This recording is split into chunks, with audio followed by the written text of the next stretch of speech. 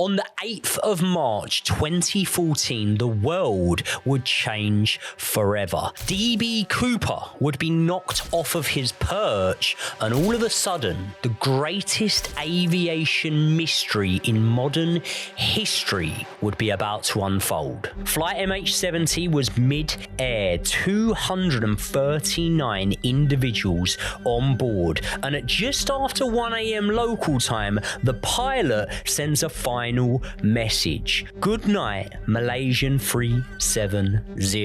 And that would be the last that anyone heard from the pilot or anyone on board MH370. The nation was gripped and the families were in despair, with the realization that as the hours ticked by, the likelihood of their loved ones returning were becoming slimmer and slimmer. However, what I could have never predicted back then was 12 years later, we would still be asking the question, where is Malaysian Airlines 370? Many have their theories, many claim to have seen the passenger jet, and some even claim to have found wreckage from the plane. But the be-all and end-all is MH370 has never been recovered. So is there a Boeing 777 on the floor of the sea somewhere? Did it land on land somewhere secretly, or did this plane just disappear from out of the sky? Well, today we're going to look into all of those theories and more. This is the disappearance of Flight MH370. Right, so before we get into this episode, I just want to say we are obviously talking about this infamous plane crash. And so if you are worried about flying or you have any concerns at all, then this one might not be for you. And also, before we get into it, we just want to say that we're going to try and cover this as quickly and as expeditiously as we can, while also giving you the full story of what happened to MH370, as well as all of the potential rumors and all of the theories of what actually happened to this plane. But of course, what we always do with these cases is say, if you want more and you want us to cover more information about this, then of course we will do a part 2. And we're going to be paying particular attention to the comments in this video. 2 things that I want to ask you to do. 1, please do tell us what your theories are of what you feel actually happened. And the second, if we do a follow-up video, let us know what we need to include. Anything that we miss out here, we will 100% do in part 2. But before we get into that, Joey, why don't you tell me a little bit about what was going on around this time all around the world? Well, in March 2014, there was a lot going on around the world, and we'll start on home shores. In England, there was an election. Do you remember this? This was when David Cameron and Nick Clegg became somewhat of an item. There was a hung parliament, which went they were working together or something. Don't really understand that sort of stuff. At the same time as that, there was a viral global challenge going on. I'll give you a clue. It wasn't the neck nomination where people were drinking these disgusting drinks. Did you have any idea of what it was? I do remember Jose did it very well. Don't know if you remember that. Jose Mourinho did one. The Ice Bucket Challenge. The Ice Bucket Challenge was going on. Rather Be by Jess Glynn was number 1 in the charts. Do you remember that song? I do remember that song. Yeah, good. And do you want to give us a few lines? Or no. No? Okay. Okay.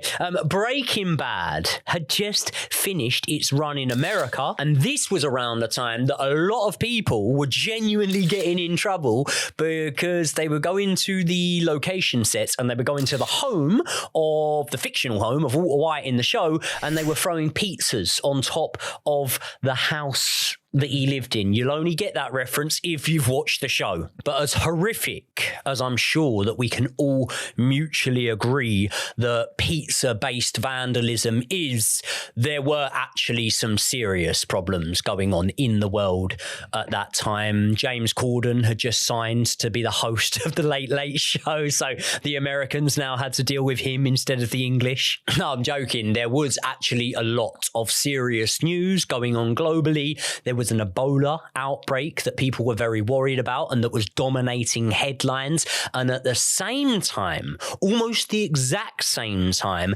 as when MH370 was about to depart, the news was kind of being dominated by the fact that Russian troops had landed in Crimea, in Ukraine, and they planned on taking it. And much like I said, little did I think that all of these years later, we would still have no answers as to MH370. I didn't think that all these years later that would still be a case that's going on.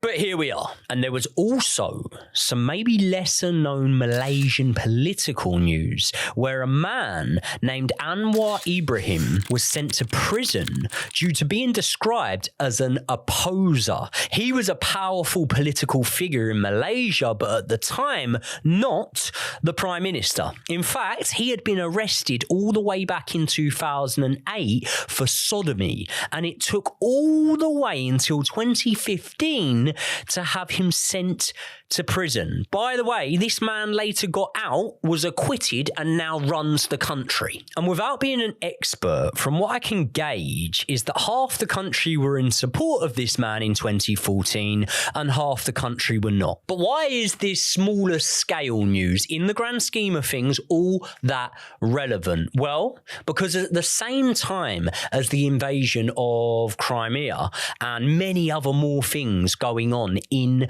the world, the actual sentencing of Anwar Ibrahim would prove to be something that many experts felt entwined with MH370. Basically, like I say, the country was split. Some people were fuming that this man had been sent to prison. Some people were happy. And over the next couple of days, a distant family member of Anwar's was about to make national news. Because Captain Zaharie, the senior pilot who was responsible for flying MH370 that day, did turn out to be a distant family member of Anwar Ibrahim. It's been alleged that he was a supporter of Anwar Ibrahim, and it's even been claimed that the two were close. So maybe you could say that Captain Zaharie would have had a bit on his mind that day, March the 8th, 2014, that was supposed to run like any other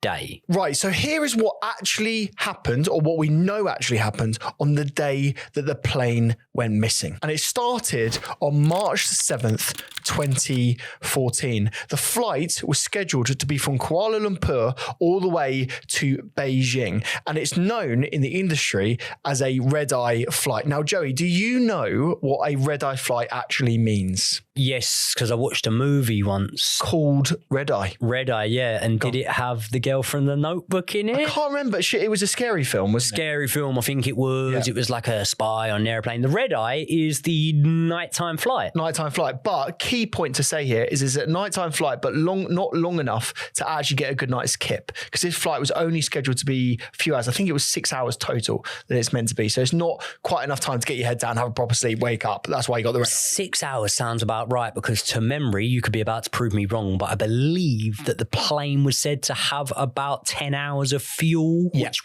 would sound about right. It sort of adds 6 up. hour flight. Yeah, it sort of adds up. Yeah, totally right. And on board were 12 crew members, including Captain Zaharie and First Officer Farik Abdul Hamid. There were a total of 227 passengers who boarded that flight. They were made up from 14 different nationalities, but the majority of them were Chinese citizens, 153 of the passengers to be exact. Now, what I'm going to try and do is give you a play-by-play chronological rundown of the timeline of what actually happened according to the Malaysian time, so the time in which the plane actually took off based on that country. At 10:50 p.m, the pilot in command, Captain Zaharie, signed in for duty, and then at 11:15, the aircraft is both checked by him and the First Officer Farik, and it was released to take off by the dispatch center. Then by 12:40 a.m., the flight is actually cleared to take off from Kuala Lumpur. It goes from runway 32R and takes off and starts the journey as if it was any normal plane. Then 15 minutes later at 12:55, they climb to an altitude of roughly about 25,000 feet, and they're heading towards a navigational waypoint named Ikari, which is to the northeast of Malaysia off of the coast. By 1 a.m., the flight is at its cruising altitude, which is 35,000 feet. And then 7 minutes later, its position is tracked. And a lot of these position tracking is done automatically. So it's very easy to actually track it from the ground. And in fact, there are several people that do this live using a website called Flight Radar, which loads of people love. And in fact, it's become a very popular website recently. So you can track flights left, right, center. And I'm sure on this evening, someone was tracking that flight as they were watching it. But this automatic transmission would be the last of its kind that evening. And that's because at 11:19 a.m., the pilots signed off from air traffic control in Kuala Lumpur. And then they were directed to contact the Vietnamese controllers as they were soon to enter their airspace. And it was at this time that we got the last radio communication from the plane and from air traffic control. The air traffic control very simply said, "Good night, Malaysian Airlines 370. And this was the last time any radio communication was sent forwards and backwards from the plane. The message was very simple. Good night, Malaysia 370. Then, 1 minute later, quite a lot happened. Civilian radar recorded the plane passing over that waypoint that we mentioned earlier called Igari. Just 5 seconds later, the aircraft's Mode S transponder symbol dropped off of the radar display. This is a symbol in a device that allows radar to constantly monitor the position of the aircraft, and that's via radar on the ground. And then 1 minute after that, the aircraft completely vanished from civilian secondary radar screens. And what's key to note here is that that switch off was almost instantaneous. This isn't something that slowly degraded over time. It was as if a switch had been sort of pulled in the cockpit, and that transponder immediately went down. It felt very deliberate, is what I'm trying to say. And from this point on, only military radar was able to see the position of the plane, and there was no communication with any air traffic control of any jurisdiction around the world. And what they were able to see from this point on using that military radar was that MH370 took a very small right turn over the sea and then a very abrupt 180-degree left turn to come back towards the Malaysian peninsula. And this all happened within 1 minute of that Mode S transponder going down. But it wasn't until 18 minutes later at 1:39 a.m. that Vietnamese air traffic control contacted MH370 about their whereabouts, but they didn't receive a reply. At 2:22 a.m., military radar then received another ping. The plane was moving at a quite fast speed across the Strait of Malacca, past Penang Island, and over the Andaman Sea. Then that radar blip, abruptly disappeared from the military radar, and that was about 10 nautical miles away from a waypoint that was known as Mika. From this point on, the aircraft, the civilian radar, the air traffic controllers, etc., were very confused about what had happened to MH370. And it got me thinking that basically, when you're out there in the wild, not very many people are really keeping tracks of where you are. There's often lots of locations in which people don't actively know where the aircraft are, even though there's air traffic controllers at every location tracking your every single move. The reason why I say that is that Vietnamese air traffic controllers, as I said just now, didn't notice a 17-minute gap between where they thought an aircraft was and then actually contacting them to say, are you where you say you are? And in a 17-minute bit of time, when you're going over 500 miles an hour, you can go a significant distance. Yeah, I think upon looking into the case as well, I found out a lot of theories, and some of which are true, in terms of how you're actually able to navigate your way without being seen in an aircraft. So say, for example, which we get into in terms of theories of flight path, there's a lot of people that were saying that if you were to fly between borders, then air traffic control people themselves wouldn't really pay attention to a flight or an aircraft on the edge of their border if, for example, that was only there for a couple of minutes or something like that. Yeah. So there are various ways that people would say that you could fly an aircraft without being detected. Yeah, and this is the thing, like Malaysian Air Traffic Control, in their sort of telling of the story, said that they thought at this point that we are at just now, the MH370 was actually over Cambodian airspace. Now, it's interesting that you mentioned the border at this time, because I've had a look at the proposed flight path that the plane was meant to go over, mate. And I think it skirts the Cambodian border, but it doesn't actually directly go into it. We'll show an image of this on screen right now. It's meant to sort of follow that Vietnamese Cambodian border. So the fact that the Malaysian Air Traffic Control actually said at this point that they believed it was in Cambodia is interesting, but also slightly weird because it wasn't actually meant to be there anyway. And it's interesting because Vietnamese Air Traffic Control also felt the same way because they had no record of this, and they asked Malaysian Air Traffic Control to confirm where this plane actually was. Now, back in Kuala Lumpur, they actually said that they had exchanged signals with the plane and that they knew where it was, but that absolutely was not true. So what was clear in the period between 2 a.m. and 3 a.m., there was a whole lot of rubbish being spoken on the radio and very little factual information. It got so bad that at 2:53 a.m., the Vietnamese Air Traffic Control actually asked another plane, another Malaysian Airways plane, to get in contact with MH370 and ask them where they were, how they were getting on, and if they're all right. There's a radio communication system that can go from vehicle to vehicle, but only within a certain range. And so they had asked this plane to actually get in touch. The plane dutifully does that. They asked, the plane if they're all right. MH370, are you reading this? Are you hearing us? And they received no reply. By 3:30 a.m., the Malaysian area controllers realized that the information they had on the predicted flight path was wrong, and it dawned on them they truly had no idea where the plane was. And it wasn't then until 5:20 a.m. that the Kuala Lumpur watch supervisor finally activated the Aeronautical Rescue Coordination Center, which was the key way to show that a plane was missing. But it wasn't until 6:30 a.m. that the Malaysian authorities did what they really needed to do to show the plane was missing, because they finally, at this point, broadcasted the distress phase message. And what this does is formally declare that the plane is missing and that they were worried for the safety of the travellers and the crew on board. Now, what you might be wondering at this point is, what are the friends and family doing at the airport? Because there are people obviously waiting in the arrival hall. They're looking at the boards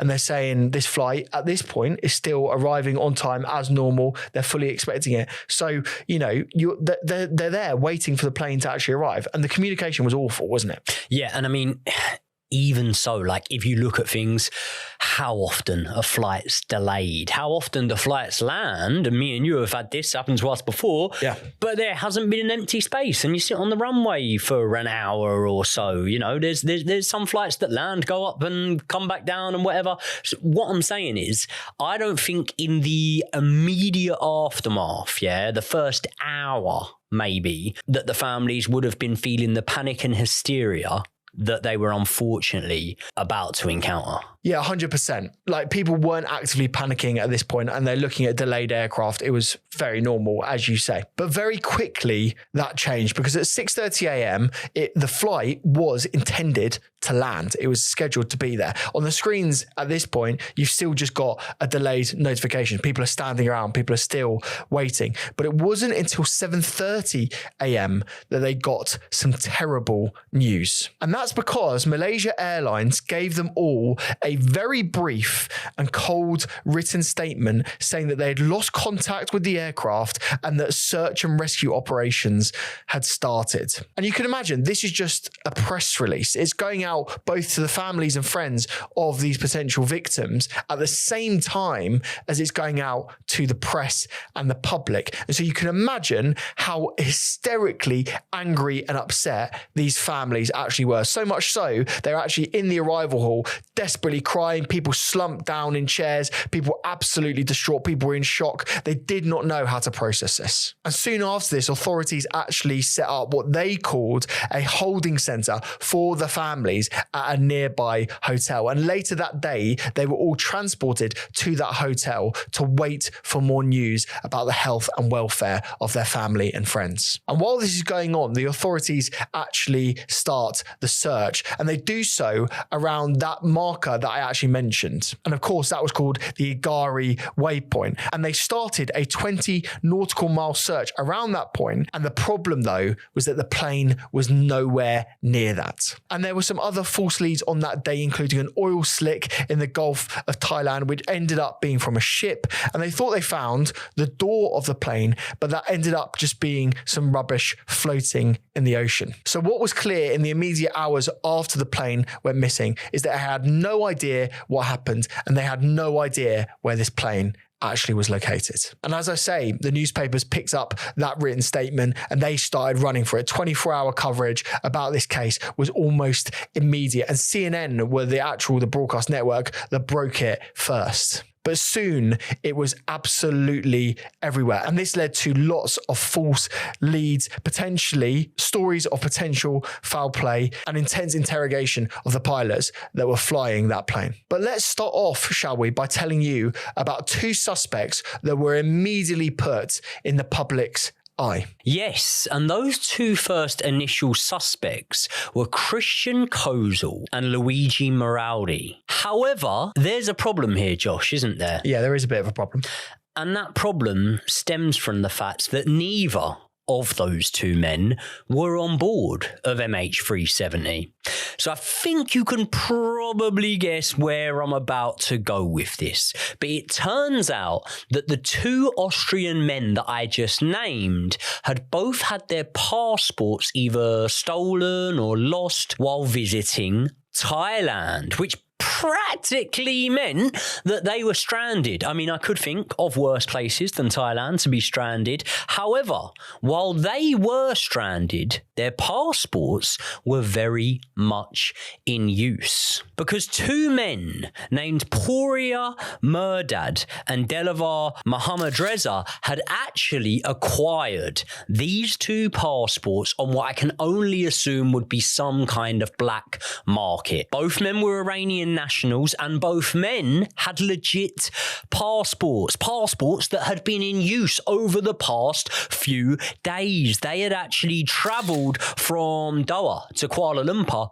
on their authentic passports. So straight away, we're looking at two men who have been proven to be travelling under passports that are not theirs and are probably stolen. And therefore, I think that logical people will draw their mind straight away to 9/11, where the hijackers of those planes weren't necessarily travelling on stolen passports, but they were passports that were highly fraudulent. And like I say, if they really wanted to evade detection, if they had a bit more sophistication about them, which, let's be honest, Josh, to be able to hijack a plane, you would need to be highly sophisticated, at least when it comes through going through security and things like that. Do you think they would have used their original passports for the first part of their journey? I don't think so, mate. No. And what makes more sense for me then would be that the passports that were then used, the ones that they had purchased that clearly weren't those people's passports, were maybe being used to be able to travel to areas that they might need more stringent visas for, they might not be able to travel to. And the common theory here is that these two guys were possibly seeking asylum or just a better life for themselves in a different country. But you see, the thing is that Interpol, the guys that do look after crimes all over the world, they actually looked into them and they said that they did commit a crime, didn't they? They did commit a crime, but just not all that serious of a crime in the grand scheme of things. Illegal immigration, I suppose you would call it, flying under someone else's passport is definitely that. It's a crime. It's a crime that could actually carry a prison sentence, but it's definitely not comparable to a hijacking. They had no criminal record. Their actual phone and data records were checked and things like that, and there was no evidence of any planning, anything suspicious. If anything, Josh, I would be led to believe that there was probably more evidence for the intention that we were speaking about in terms of seeking a better life, and therefore that's why the investigation into these two men were closed within just a matter of days. So, if it wasn't these two guys with fake passports that were responsible for the disappearance of MH370, then who was? Well, the first theory is all about the disproportionate number of Chinese nationals that were aboard that flight. Now, you might be asking, that doesn't really make sense, because if there are lots of Chinese nationals, they're returning to Beijing from Malaysia, that's completely normal. Well, yes, but there were 153 Chinese nationals that were aboard that aircraft. And it has been said by various people after the fact that this was unusual. And they looked at the data and they found it to be slightly unusual. So this was an immediate sort of like path for the investigation to sort of go down. And they very much took it very seriously. And they worked with the Chinese government to try and ascertain whether there was anything unusual about this. They initially had a theory that it was in relation to Uyghur Muslim groups that were in China. Now, they had a record of committing terrorist acts on Chinese soil, and therefore that would have been a motivation for potentially hijacking or sabotaging this aircraft. But it wasn't just that, because the second reason is because a day after the plane went missing, an open letter was sent to the media of China, and in fact the media of the entire world, and it was sent from an organization called the Chinese Martyrs Brigade. They said they were responsible for the disappearance of MH370, stating that it was retaliation for the Chinese government's response to a horrific knife attack that had occurred at the Kunming railway station just 1 week earlier on March the 1st. But this was ultimately dismissed very quickly indeed. The Chinese government did a lot of interrogations and a lot of work very quickly into this, and they found that that letter was fraudulent. It contained no information that anyone other than the public would have known about MH370. And the Chinese government looked into all of the Chinese nationals' backgrounds and their past, and if they had any connections with any terrorist organizations. And the fact is there were no evidence of that. So if it wasn't that theory about the Chinese nationals, then what was an alternative option? Well, it all surrounds a 29-year-old flight engineer who had also boarded the plane. This man was called Mohd Salamet, and investigators were looking into how the plane was able to turn so sharply, which was a very difficult maneuver to do so. So if it wasn't the pilot, then could it have been Salamet? Well, he would have been able to disable the communication systems of the aircraft because he had significant aviation and technical knowledge. But the thing is that his background was completely clean. He had no history or any other evidence of any terrorist organizations, no history of mental illness, no history of violence. And in fact, his father actually pled to the authorities and gave a character witness and said, my son is not responsible for this crime, and we're grieving family, and we should not be traumatized as a result of this claim. And the authorities agreed. But it wasn't just the occupants that they were looking at in terms of a potential outcome and a potential reason why this plane went down, because they also looked into the cargo of the aircraft. And now in that cargo was potentially some very strange stuff, because there were people saying at the time that there might have been sensitive US military technology that the Chinese government had acquired and were trying to smuggle to Beijing. The rumor claims that the US intercepted this flight to prevent the technology from reaching China, either by forcing it down at Diego Garcia, a military base, which would have been very similar to the flight path, or by shooting it down. Another theory stated that not only the cargo was interesting, but also the potential people on board, because 20 individuals worked at a company called Freescale Semiconductors. Now, this company has been alleged to being basically giving information and parts to military organizations. And because there were 12 Malaysian and 8 Chinese nationals on board that represented this company, an American technology company, rumors circulated that these employees possessed highly classified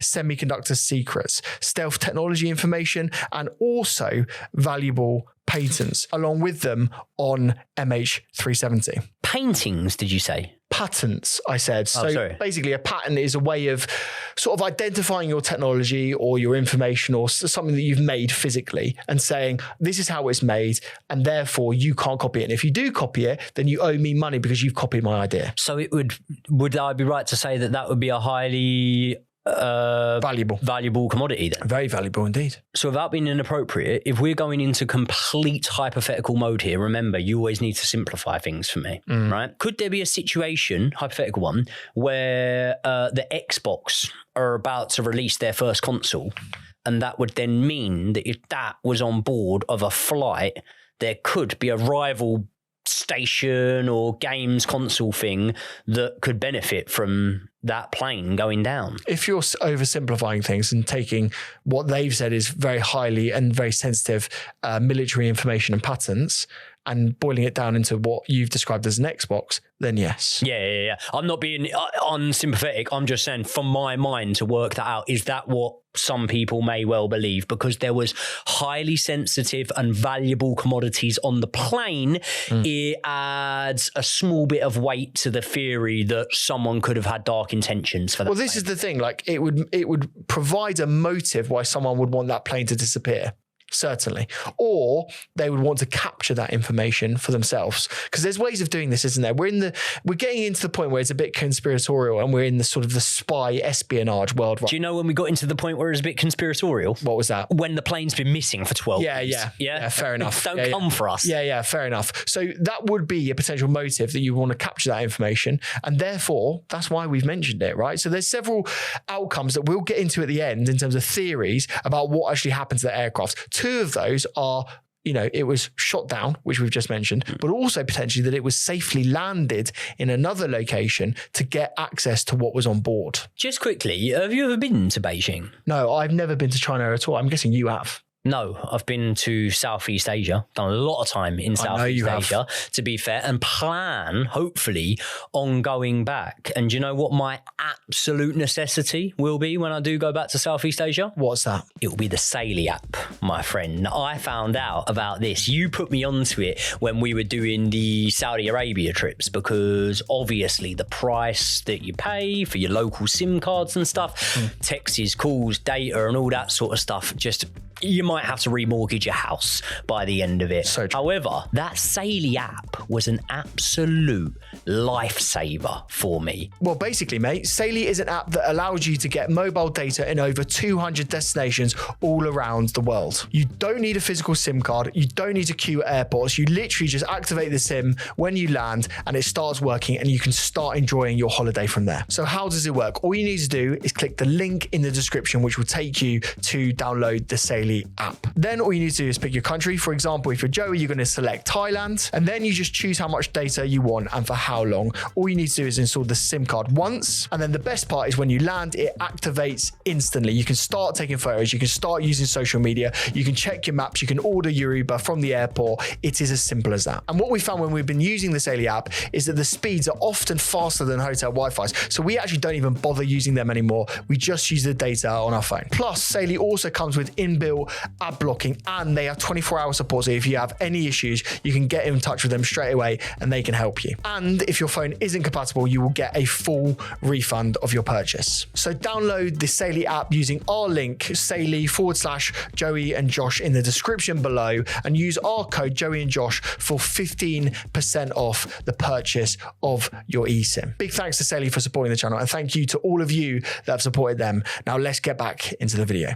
Now, if you want to go back to something which might be a bit more logical and might be a real reason why the plane actually disappeared, rather than what some people have described as the more conspiratorial theories on this, then why don't I throw you the theory that the plane might have been set on fire? Because like I said, we've talked about the cargo of the plane. I haven't yet detailed what was also inside the plane at the time. And that is because there was a significant amount of lithium-ion batteries, so much so that Malaysian Airways initially denied how much was on board. That straight away adds a lot of suspicion, doesn't it? Yeah, it does. Look, we've all been in an airport. We've gone in to check your bag in. The first thing they always fucking ask you these days is, do you have a battery inside of this bag? And then you have to go, does my Razor count? Does my Game Boy count? Does this count? Does my laptop count? Blah, blah, blah. And you have to go basically make a decision whether you say yes or no. The key thing to say at this point is,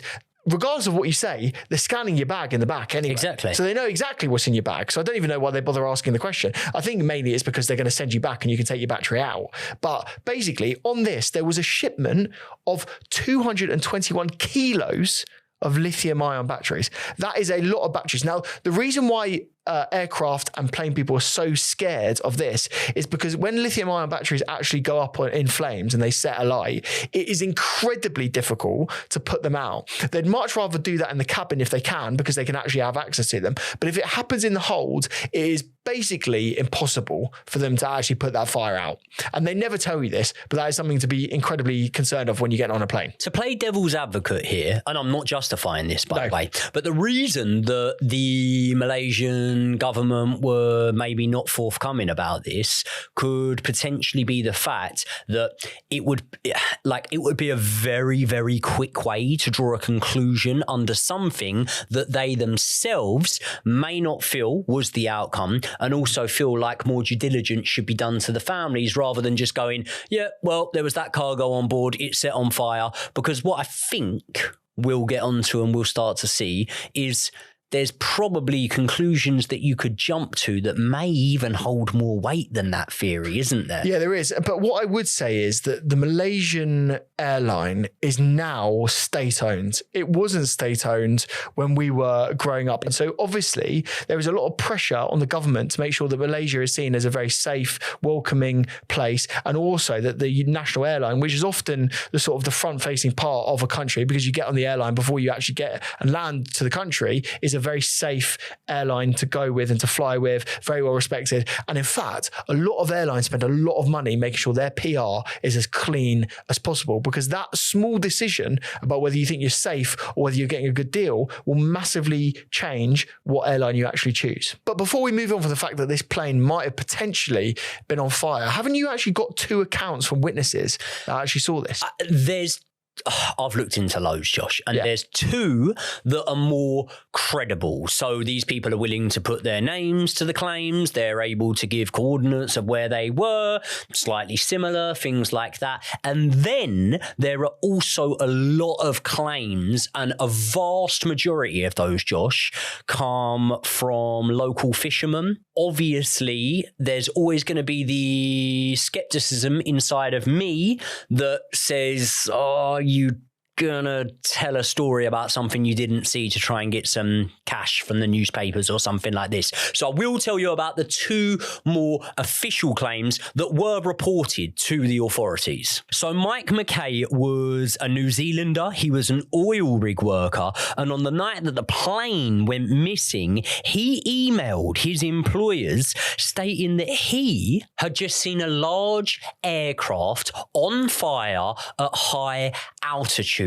And at the time, his coordinates that he gave were kind of in line to where they felt the MH370 would have flown. Aren't you a bit more skeptical of the second one, though? I am, yeah, because this was a woman called Catherine T, and she had a yacht, and she basically had the memory after she worked out that the coordinates on her yacht were in line with the coordinates that the press and the media had been putting out of the suspected flight pattern. And that's when she said that she saw a glowing object with a tail of black smoke trailing behind it low in the night sky. And this was when she was crossing the Indian Ocean from India to Thailand. And then obviously, as much as I raised a little bit of suspicion, a little bit of doubt on it, I'm not ruling out the claims of the fishermen and multiple people that were out on boats that also claimed to have seen something very similar. And what they've said is that this burning and the smoke inhalation as a result of it could have caused the pilots to become incapacitated, as well as the crew and the passengers. And therefore, the ghost flight theory, the theory that the plane just carried on flying as if it was on on sort of autopilot mode until it ran out of fuel actually happened. But again, this doesn't really explain why. Do you remember when I mentioned that mode S transponder being manually switched off? That's very clear based on the data that it was manually switched because it happened so quickly. So again, that doesn't quite explain that. And other counter theories based off that often are sort of loose. So it's difficult to say that this was actually the action, but we'll get into interrogating the theory a little bit more in a bit. Why don't we now move on to what is described as the most prevailing theory of the case, and that surrounds the pilot of this aircraft. Yes, so this man that you can see on screen right now is Captain Zaharie, and it was very, very, very difficult at the time to find anyone that was able to give anything but pretty much a glowing reference about this man. He was married, and at the time of the flight going missing, he had 3 adult children. And he was an intelligent man, a man that had come from very, very humble beginnings. And through his academic ability and his intelligence, he managed to get himself into a very prestigious school for the area that he lived in. He was actually one of 9 children. However, while he was studying at that school, one of his other passions had started to emerge a lot more. And that meant that he was about to pivot away from education into aviation. And by 2015, he was a big dog in the aviation industry, at least for the Malaysian Airlines. He was one of their most senior pilots at the time. And Josh, correct me if I'm wrong, this was a man that very much took his work seriously to the point where he would take his work home with him. Yes, he had a full simulator at home, didn't he? Which I always find interesting is I know truck drivers that have a truck driving simulator at home. Do you not, when you finish work, do you not want to just have a bit of a break? Switch your mind off? I was asking this question, yeah. Say you was a Uber driver, right?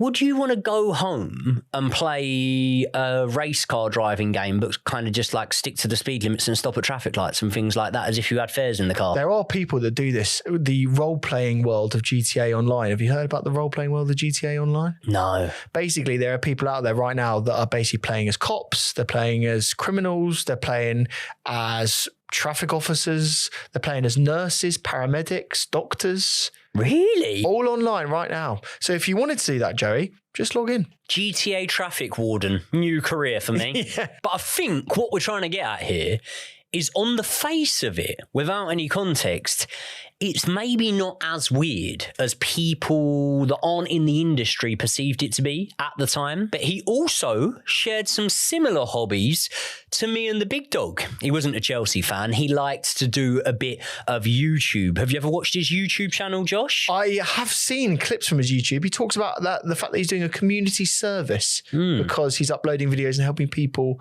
become pilots. Yeah, well, not just become pilots. He was helping them with all sorts, mate. He was helping them cook. He was helping them fix things that would go wrong, like DIY around the house, stuff like this. I mean, he was either a brilliant actor or he was in a good place, in my opinion, at least when he was on camera in the build-up to the flight going missing. And much like Mr. Aveste, he was described as a very generous man that would go above and beyond for the people nearest and dearest to him without expecting any return for his time, effort, and quite often money that he had helped people with. And amongst the younger pilots, the trainees, things like that, Captain Zaharie was a bit of a role model. He was a bit of a legend, to be fair, from descriptions and things like that, because what you're expecting is that the captains that had the amount of flying hours, senior experience as Captain Zaharie, well, this was 12 years ago, Josh, they'd all be retired now. I'm going to take that gamble and say they'd all be retired by this point. So what I'm saying is the sort of gap between the younger pilots and the trainees and the senior pilots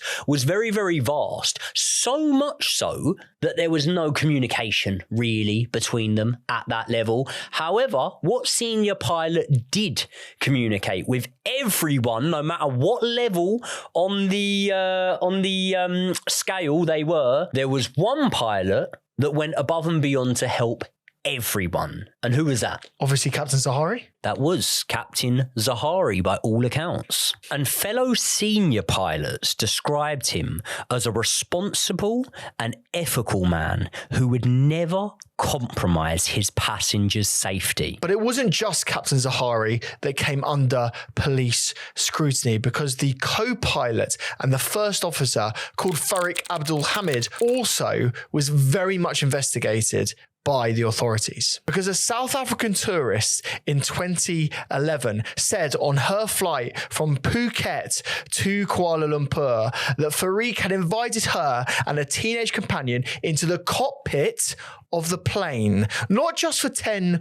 or 15 minutes, but for the entire duration of that flight. That absolutely blows my mind that one, they were allowed in, considering he wasn't a more senior pilot, but also how can you really be responsible and fully focused on your job when you know you've got one, possibly two other people in there that with one press of a wrong button could fuck that flight up? And it wasn't just that, Jay, because this woman also said that in that cockpit, they were smoking, they were flirting, they were taking selfies together, and they were having a very good time indeed. And this revelation basically meant that the tabloids ran with a theory that Farik was a complete playboy and that he wasn't taking his job seriously. But if we're being honest, a lot of this was tabloid nonsense, and that story was very much questioned by a lot of people in the know, and indeed by the investigators of the case. And that's because Farik was determined to be, one, a complete professional, but two, lacking the expertise actually needed of flying the aircraft to be able to actually conduct the maneuvers that the actual pilot did. Yeah, it seems pretty implausible to me that he would have been able to do it without another pilot being sat in there. Yeah, basically he only had 2,800 hours of flight experience on the Boeing 777, so he wasn't very well versed in this aircraft. And basically what they're saying is that there's no way he could have actually done those maneuvers. And very interestingly, flight MH370 was actually his final supervised flight under the aircraft to then become qualified to the next stage that he could progress to start learning the intricacies of how to fly that plane. And then the police did exhaustive background checks on Farik and found no evidence of radicalization, financial distress, or any psychological problems at all. And basically, he was known to be a very happy person. He had a partner who was also a pilot that got on very, very well. And these two were in the process of planning their wedding. And over time, it was actually said that Farik was actually a victim of this rather than being part of the crime. They said and alleged that he was locked out of the cockpit and actually made or attempted to make a telephone call from outside the door. Basically, his phone, an iPhone 5S, showed that he'd attempted to pick it up and connect to a cell tower. It actually was never shown to have placed a phone call, but the fact was his location was noted, and based off that and based off the information, they could determine that he wasn't actually in the cockpit at the time. So there's a theory in which he's locked out, therefore not allowed in, and therefore completely not complicit in the crime. And it's my interpretation that a picture is being painted here, Josh, of perhaps incompetence, but definitely not anything too sinister. And I do understand that with great power holds great responsibility, doesn't it? And therefore, something doesn't have to be sinister. You taking your eye off the ball could eventually lead to something that's sinister. But from what we know so far, there's not all that much to be able to link either pilot to a terror organisation, to be able to say, well, yeah, there was clear personal turmoil in their life, and therefore there were alternative theories that were having to be explored. And after they were, we learned a lot more about Captain Zaharie. A lot of this was allegations, and some of it was proven to be true, but a lot of it would shape the investigation and the perception of the public of what happened. Right, so yeah, we've got to get into the main theories now. And as I said at the start of this episode, if you have any more information or any more theories that you'd like us to discuss, please do put them in the comments. And also make sure you like other comments that are theories that you want us to discuss. Yeah, basically, is because what we're when we trying to do a part 2 to this episode, those ones that are liked up the top top and the most interaction and engagement are probably going to be ones that we might look into a little bit. Exactly that. So I've got 7 theories to throw at you, Joey. And maybe one day we'll do a tier list in terms of the ones that we actually think are the most likely and the ones that are not. But the 7 theories are this. Theory number 1, the plane landed safe and in a secret location that the public and everyone else around the world is very much unaware of. Number 2 is that MH370 was shot down by a military operation and therefore kept secret because of that. Number 3 is that a fire happened in the aircraft. We've discussed this earlier on and I'll go into a little bit more detail of that one. 4 is a hijacking. 5 is hypoxia, which basically means people didn't get enough oxygen in the plane. It depressurized and therefore they passed out. And I'll give some more information on that. 6 is a ridiculous theory, which I'll go into and I won't tease just yet. And 7 is the most prevailing theory, the one that most people believe actually happened, which you, Joey, are going to go through in a very short period of time. But why don't we go one by one and I'll give you the evidence for and the evidence against, and perhaps you can start to make up your own mind about what you think might have happened. Yep, I'm looking forward to it. Let's do it. So theory 1, they safely landed elsewhere. In this theory, they say that the aircraft did not crash, but was deliberately flown to a secret remote location and landed safely. Prominent variations suggest it was taken to a US military base on Diego Garcia, or that Russian operatives hijacked the plane, spoofed the satellite data, and landed it in Kazakhstan. Basically, the evidence for this is that proponents of the Kazakhstan theory argue that the plane's electronic systems could have been reprogrammed to provide false satellite data to lead investigators astray. Others point to the fact that the plane vanished from civilian radar, allowing it to sneak into remote airfields. But the evidence against is that this theory is completely contradicted by the satellite data and the military data that tracked the plane flying south over 7 hours until the fuel was exhausted. Furthermore, no passengers or crew were ever found, no ransom demands were ever made, and the physical debris that allegedly washed up on the shores of Africa and the Reunion Islands definitively proved that the plane had actually crashed. You know what makes it very, very hard about landing it in Kazakhstan? What's that? Little fact I know, biggest landlocked country in the world. Kazakhstan. Yeah. So why is that making it more difficult? Well, if you think about the amount of territories that you would have to fly through, you're not flying across an ocean. You're flying through countries, basically. Yeah. You would fly through so many different territories. To get to Kazakhstan in the first place. Fair enough. Yeah, exactly. And this is the thing, like, I think this would be incredibly difficult to cover up. It would be really hard, especially to land it in Kazakhstan. But the Diego Garcia theory makes a bit more sense because you would fly over the ocean and that's an island nation and also a military base. And so potentially that would have been the more logical situation. But then you've kind of got to be able to explain why the US military would have want a civilian aircraft of this type. And it would also take, 200 odd people, innocent people, to this military base. It's a big leap is what I'm trying to say, right? The second theory is that the military actually shot down the aircraft, basically that there was a military force either accidentally during a training exercise or intentionally, and the event was subsequently covered up. The evidence for this is that oil rig worker that Joey described earlier on, claiming to have seen a burning plane going down in the Gulf of Thailand, which would indicate that it might have been shot down rather than any particular incident happened when it was flying. But the evidence against this is that when a large commercial airliner is struck by a weapon, such as MH17 or KAL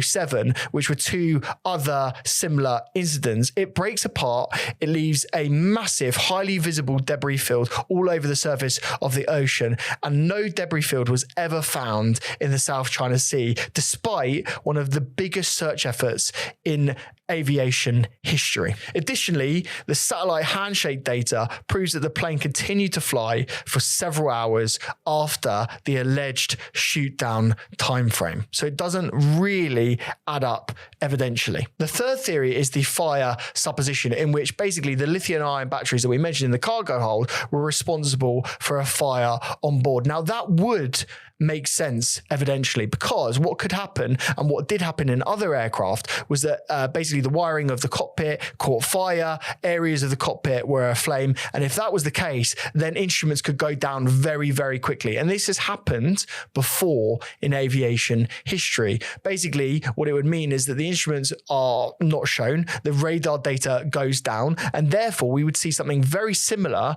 to what we saw actually happen. But what you would indicate from a fire warning is that the pilots would have actually pushed a Mayday button and radioed for help. Even if they were in a very perilous situation, there would still be a Mayday signal. And this Mayday signal was never actually shown. The fourth theory is that the plane was commandeered by a third party, such as a terrorist group or rogue passengers or state-sponsored operatives, and they were potentially attempting to steal highly classified technology or to kidnap specific personnel on board. Obviously, the evidence for this is the deliberate manual disabling of the transponder exactly at the handover point between Malaysian and Vietnamese airspace. And that indicates that there would be sophisticated human intervention rather than a potential accident. But the evidence against this is quite significant, because after 9/11, commercial aircraft had highly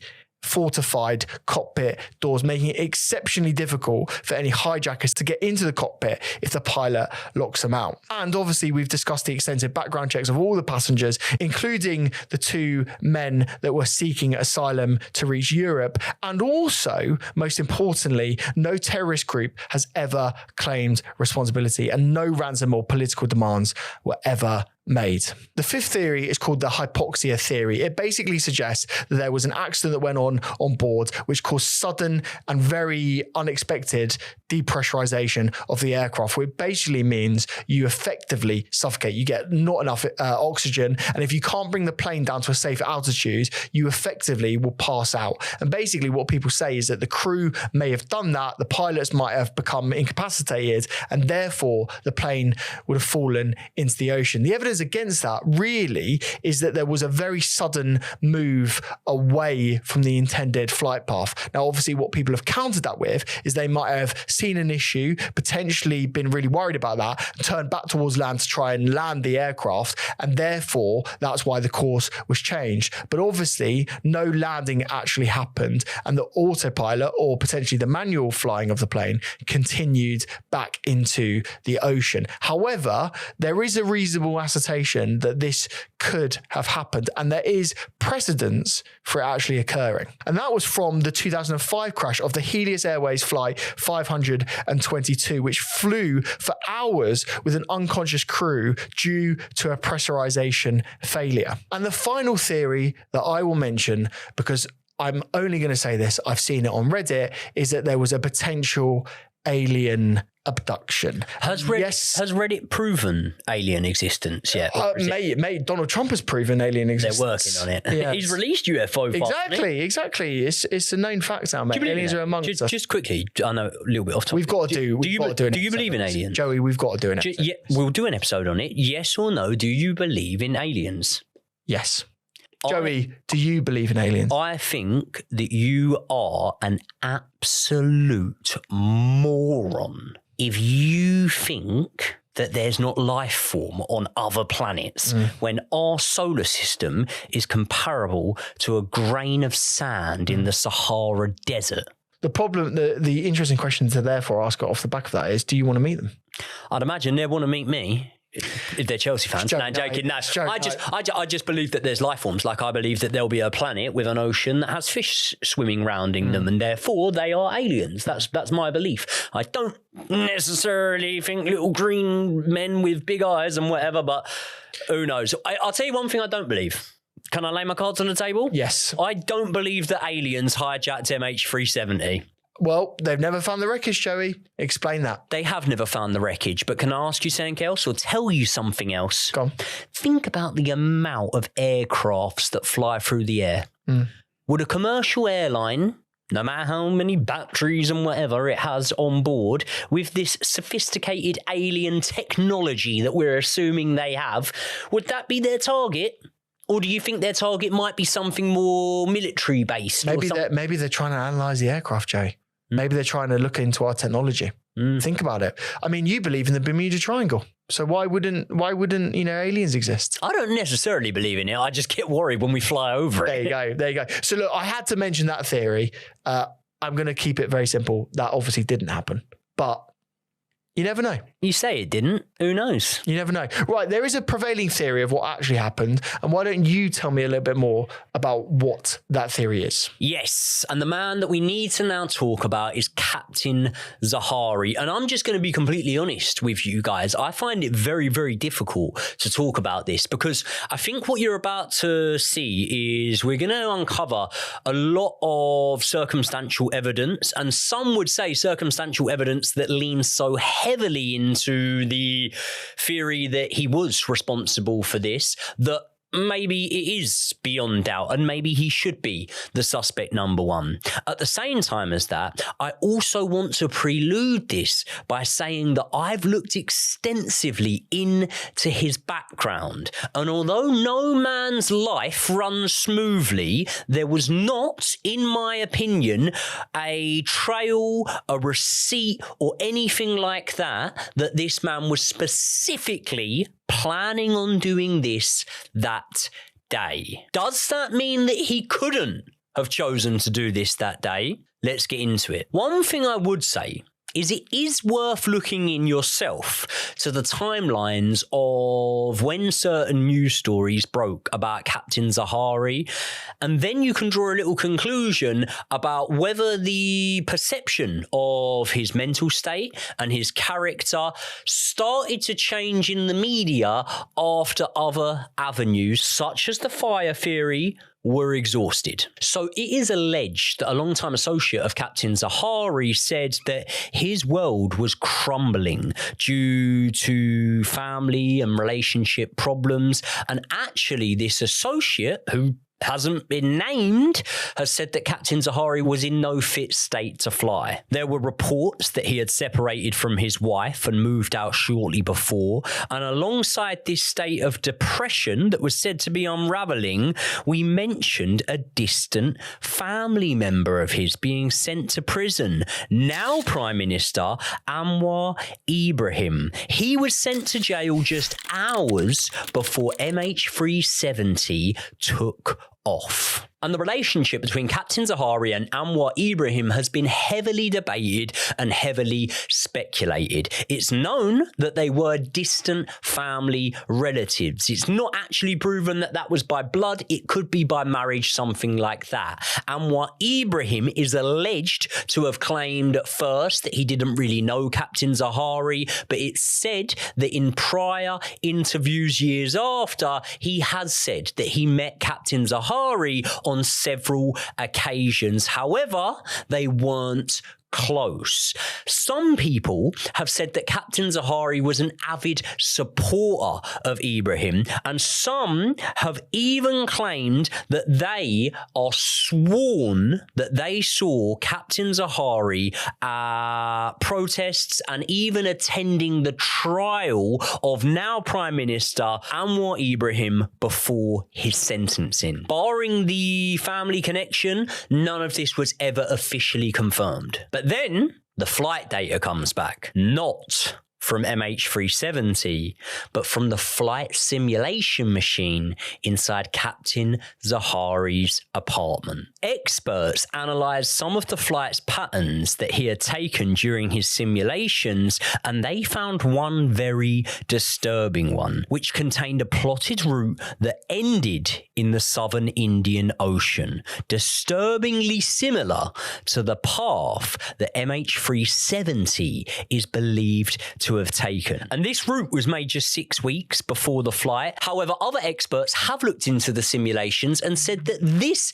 simulation was one of several hundred simulations within that time. It wasn't the only flight that ended in the Indian Ocean. There was another one that had a complete different trajectory in line with what they thought the MH370 would have flown towards. And not only that, that. There were some people that used these flight simulators. I am just giving you the information that I have here. I've never used one myself, but there are some people that have compared it to a computer game. And they've basically said that you could get up, you could make a cup of coffee, you could get distracted, and therefore your plane could run out of the fuel it was given or something and land somewhere. I'm not speculating on that. I'm telling you what some of the people that claim to be experts on these flight simulation machines have concluded. But what was found out was that the flight is believed to have had an erratic path. Basically, there were some sharp turns, and a lot of this was believed to be so that the plane could avoid Malaysian and Thai radar coverage. Satellite data suggests that the plane banked over Penang, Zaharie's hometown, which some people interpreted as a final emotional goodbye. And now here, Josh, is the point where I'll tell you about the circumstantial evidence that, in my opinion, probably does start to boil over. Okay. So do you remember you told me about the final message that Captain Zaharie sent out? Yeah, basically it was the radio communication. He was speaking with air traffic control back in Malaysia. Yeah, I remember that. Yes. Well, after that final transmission occurring at the exact moment of handover between air traffic control centres when the plane was most vulnerable, the tracking systems were manually disabled. So, Josh, if we hypothetically go along the theory that it was Captain Zaharie, should I tell you now what would have probably had to have happened after they were manually disabled? Yeah, please tell me. Yeah, go on. Well, the first thing would be that his co-pilot would have had to have been restrained in some way. That could have been Captain Zaharie asking him to check something outside of the cockpit and then locking it from the indoors, which would have meant that no one would have been able to get in there. Did Captain Zaharie harm his co-pilot and therefore he was incapacitated? And then we have the theory that he could have depressurized the cabin. Because if he did that at the altitude that they were at and potentially flying over the ocean, unlike the 9/11 tragedy, the passengers on the plane would not have been conscious. They would not have been able to even attempt to make phone calls back to their families and loved ones. And that meant that he would have almost been the only conscious person on a ghost plane. At that point, he could have done the same to the cockpit. He could have incapacitated himself. He could have set the plane to fly on autopilot until it ran out of fuel and crashed in to the ocean. Now, the experience of the plane crashing into the ocean would have been comparable to the plane crashing into concrete or a runway landing or something like that. And one of the main things that would present, Josh, is a hell of a lot of debris. Do you understand about that? Yeah. Basically, the plane smashes up, it goes into a million pieces, and therefore you find pieces of the plane. And before we get into it, Josh, is there a hell of a lot of debris confirmed out there? They haven't found a lot of debris, but there has been apparently some sightings of debris in various locations, yes. Is there a hell of a lot of debris found out there? Not the entirety of the plane, no. There's not a lot of debris. To answer your question, no.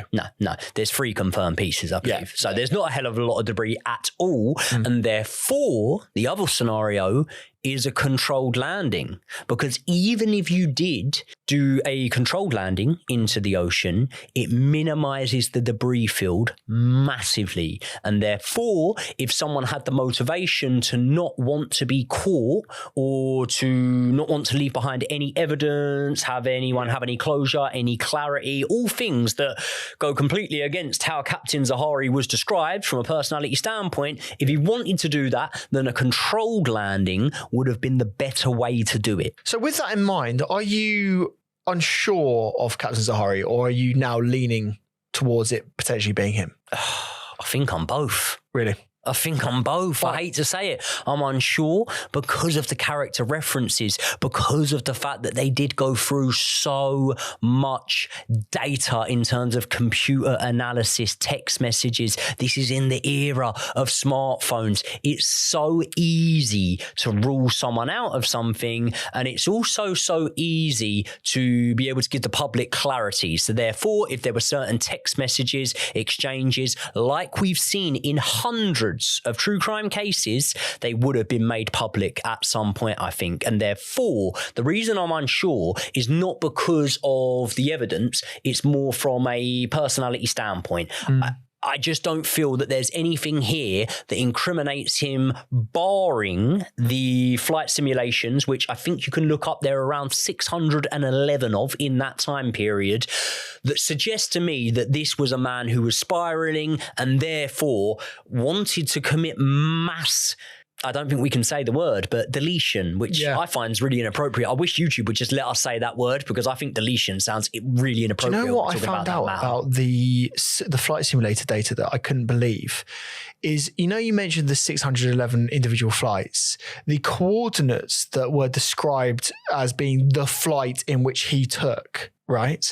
They were not necessarily in the order of a flight, i.e. they were just coordinates from the various data that was collated that matched the flight path of what actually happened. So in fact, I find that even less circumstantial, because it wasn't even as if he'd actually conducted the flight path simulation that a lot of people believe that he actually did. So yeah, mate, it's a hard one, because I feel like it's the most likely theory, but also there's a few leaps that would have had to be taken as well to kind of understand it. Well, I could probably push you a little bit closer towards believing that someone in the cockpit was responsible. There was a sharp U-turn right after the last Goodnight Malaysian 370 call. Transponders and ACARs were turned off in sequence, which does suggest deliberate action. And there's a reason why this sequence is so important, and that's because of the fact that if there was a fire, a disaster, something like that on the plane, they would have turned off at the exact same time. Do you realise that, right? Do you know the time difference between one turning off and the other in the sequence? Wasn't it literally seconds?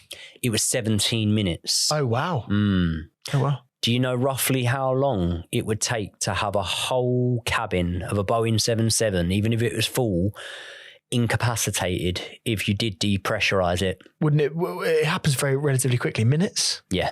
Yeah. Yeah. They say that the longest stretch would be up to about 15 minutes. Yeah, fine. That's once the oxygen masks, because they only, I think, have about 10, 15 minutes of oxygen. Which I didn't know, by the way. That's terrifying. That is. So I realize, like, it's a bit of a cursory act, isn't it? It doesn't really help you that much, those oxygen masks coming down. So, for example, 17 minutes, albeit tight, could be a conceivable time frame that the passengers could be incapacitated, and then the second maneuver could have taken place. Yeah. Also, Josh, you know when he said that Goodnight Malaysian 370? Yep. How much longer after that in minutes would you say that the transponder was turned off? Well, I thought that was a matter of seconds. That was a matter of seconds. How much? 64 seconds. There you go. Now, let me ask you a question, Josh, being in mind that we've spoken about how hard it is to get into a cockpit and stuff like that. 64 seconds. Is that enough time for a hijacking? No. Not in the 9/11 era of cockpits, I don't think, personally. No. Not in that era. The timing would be so impossibly remote, and also the doors are so fortified now. It would be impossible. And therefore, what that would suggest once again is a possible deliberate action. Yeah. However, one of the reasons why I've always held a bit of doubt about Captain Zaharie is his behaviour did not reflect in the slightest the sort of people that we look into on this channel. Now, in the modern day technology era, Josh, what percentage of criminals, or upwards of, Google or search on the internet about their crimes in any relation, whether that be how to commit it, how to get away with it, what people are doing, keeping up with the news on it? What percentage would you say search and monitor their crimes? I'd say nearly 100%. Surely. It's 95 upwards. Yeah. It's 95 upwards. weird. And the other 4% just don't have computers or something. Or is a crime of passion, for example. Like that can be an instance, can't it? And this is obviously where it comes into it about Anwar Ibrahim being sent to prison that day. Yeah. Just hours before. That's the only logical reason. And again, it's so circumstantial. There's no even proof that there's proof that he was a bit of a supporter of him, but there was no proof that they were associates.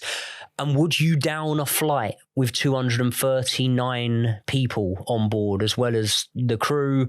I don't know. It's a jump in my imagination.